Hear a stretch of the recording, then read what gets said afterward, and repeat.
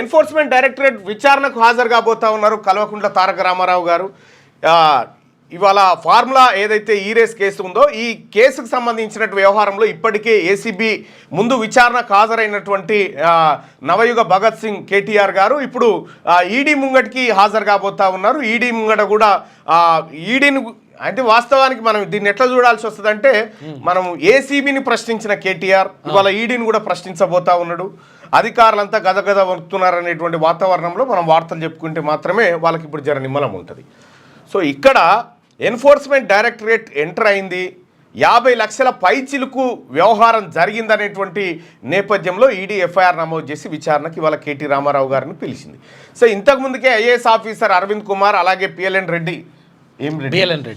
రెడ్డి గారిని ఇద్దరిని విచారణకు పిలిచింది ఈడీ. విచారణలో క్లియర్గా కేటీ రామారావు గారు మంత్రి ఆదేశాల మేరకే మేము ఈ నిధులను ట్రాన్స్ఫర్ చేశామనేటువంటి మాటను క్లియర్గా చెప్పడం జరిగింది.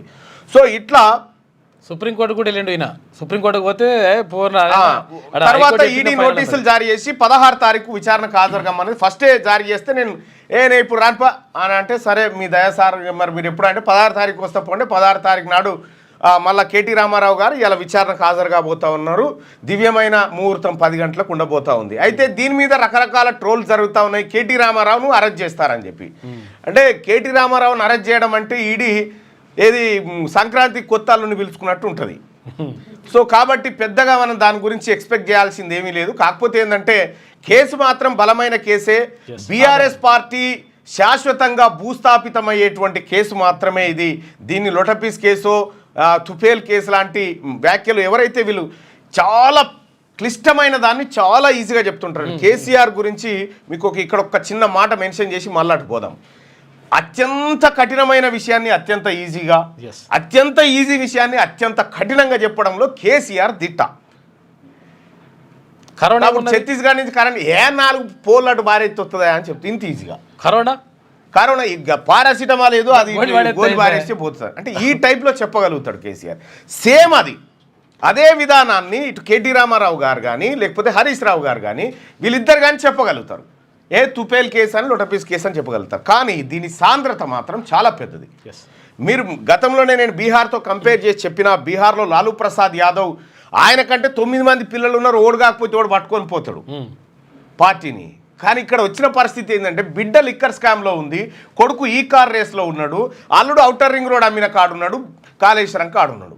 అసలు ఇప్పుడు బీఆర్ఎస్ పార్టీకి తలగొరి పట్టేవాళ్ళు లేకుండా అయిపోయింది. బీహార్ ముఖ్యమంత్రి అప్పుడు లాలూ ప్రసాద్ 3 కోట్ల కేసు, అది 3 కోట్ల రూపాయల కథ, 3,84,00,000 మేము పంచాయతీ అంతే. అయితే విషయం ఏంటంటే ఇప్పుడు బీఆర్ఎస్ పార్టీకి తలగొరి పట్టేవాళ్ళు లేకుండా అయిపోయాడు. ఏమన్నా అయితే ముంగట నడిచేటోడు లేకుండా అయిపోయాడు. ఆ పిల్లగాడు ఉన్నాడు కానీ చిన్నగానే ఉండే నిన్న ఇలా పార్టీకి పనికొచ్చేంత లేడు. సో ఏదేమైనప్పటికీ కూడా ఎన్ఫోర్స్మెంట్ డైరెక్టరేట్ ఇవాళ విచారణ చేయబోతా ఉంది. అయితే ఈ విచారణను ఆపు చేయాలని చెప్పి క్వాష్ పిటిషన్ను సుప్రీంకోర్టులో దాఖలు చేసిండు కేటీ రామారావు గారు. సుప్రీంకోర్టులో దాఖలు చేస్తే అప్పటికే హైకోర్టు దాన్ని తిరస్కరించింది, విచారణ జరగాల్సిందే అని చెప్పింది. విచారణ ప్రాథమిక దశలోనే ఉన్నప్పుడు హైకోర్టు ఇచ్చినటువంటి తీర్పులో మేము జోక్యం చేసుకోము అని ఎప్పుడైతే సుప్రీంకోర్టు వ్యాఖ్యలు చేసిందో వెంటనే ఇక్కడ కేటీ రామారావు గారు అడ్వకేట్లు వేసి సార్ మేము మా పిటిషన్ వాపస్ తీసుకుంటున్నామని చెప్పి వాపస్ తీసుకోవడం అంటే సుప్రీంకోర్టు కొట్టేసింది అనేటువంటి తలగొట్టేసే మాట కంటే మా పిటిషన్ మేము వాపస్ తెచ్చుకున్నామని చెప్పుకోవడానికి అవకాశం లేదని కూడా చెప్పింది. చెప్తే బదిలాడి సార్ ఇవ్వండి అని చెప్పేసి తీసుకున్నాను. అంటే ఈ రకంగా అన్ని రకాలుగా అంటే ఇక్కడ నాంపల్లి కోర్టు దగ్గర నుంచి ఏసీబీ కోర్టు దగ్గర నుంచి మొదలు పెడితే సుప్రీంకోర్టు దాకా కేటీ రామారావుకు దర్వాజాలు బంద్ అయిపోయినాయి. ఖచ్చితంగా విచారణ ఎదుర్కోవాల్సిందే అనేది క్లియర్గా అత్యున్నత న్యాయస్థానం కూడా చెప్పడం జరిగింది.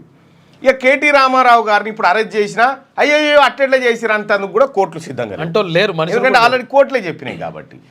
ఇప్పుడు ఏముంది మరి బీఆర్ఎస్ వెంగట్ ఉన్నటువంటి ఆప్షన్ ఏంటంటే మన ఏది ఇప్పుడు ఒక శరణుజొచ్చుడు అయిపోయింది శ్రీపాటికే. శరణుజొచ్చే కార్యక్రమం అది ఆల్టర్నేట్ అది అయిపోయి ఉంటుంది, ఎప్పటికో అది మాడిఫై చేసుకొని ఉంటారు. కానీ ఇప్పుడు ఈయనను భగత్ సింగ్ చేయాలి కదా, ఇప్పుడు నయా భగత్ సింగ్ చేయాలి. సూర్యుడు ఈ సూర్యుని తయారు చేసి నయా భగత్ సింగ్ రూపంలో తీసుకొచ్చి ఇంత పెద్ద మనిషిని అరెస్ట్ చేస్తారా అని మనం అనాలి. అంటే ఆ రకమైనటువంటి సానుభూతి కార్యక్రమాల మీద ఇవాళ బీఆర్ఎస్ పార్టీ ప్రధానంగా ఫోకస్ పెట్టినట్టుగా తెలుస్తూ ఉంది. సరే ఏదేమైనప్పటికీ కూడా ఏసీబీ లేదా ఈడీ ఎవరో ఒకరైతే కేటీ రామారావు గారిని ఎత్తుకొని లాలించవలసిందే, ఆయనను జోకొట్టవలసిందే తప్పదిగా.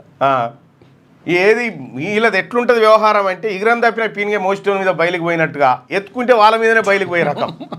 సో ఆ రకంగా ఇవాళ కేటీ రామారావు గారి కేసు విచారణకు ఉండబోతుంది. మీరు ఒకటి గమనిస్తే కవిత గారిని ఈడీ వాళ్ళ ఆయన అనగా రాబే ఈడా బోడా అంటే ఆయనతో వచ్చి వేసుకొని పోయారు. పోయేటప్పుడు ఆమెను తీసుకొని పోయేటప్పుడు కవిత గారిని తీసుకొని పోయేటప్పుడు కేటీ రామారావు కళ్ళల్లో ఆనందం గమనించారా మీరు? హరీష్ రావు కేటీ రామారావు ఇద్దరు కూడా నవ్వుకుంటా అని తోలిచ్చారు. తోలిచ్చిన తర్వాత ఇవాళ ఈరోజు కవిత గారి కళ్ళల్లో ఆనందం చూడాలనుకుంటున్నారు తెలంగాణ జనం. ఎందుకంటే చెల్లె పోయేటప్పుడు అన్న ఎట్లా చూసిండు, ఇప్పుడు అన్న పోయేటప్పుడు కూడా చెల్లె గట్ల చూస్తే ఎట్లుంటుంది అనేది ఇప్పుడు ఒక చర్చ. నిజంగా కవిత కళ్ళల్లో ఆనందం, కేటీఆర్ అరెస్ట్ అయితేనే కవిత కళ్ళల్లో ఆనందం చూడగలమా? ఇది వాటి క్వశ్చన్. ఈ రెండింట్లో ఏది జరగాలి? కవిత కళ్ళలో ఆనందం చూడాలంటే ఈ రెండింటిలో ఏం జరగాలి? ఈ అంశాన్ని మీకు పోల్ రూపంలో ఉంది. కవిత కళ్ళలో ఆనందం చూడాలంటే ఏం జరగాలి? కేటీఆర్ అరెస్టా, కవిత సీఎమ్మా? ఈ రెండు అంశాలను మీరు చూడొచ్చు. ఇక లైక్ చేయండి.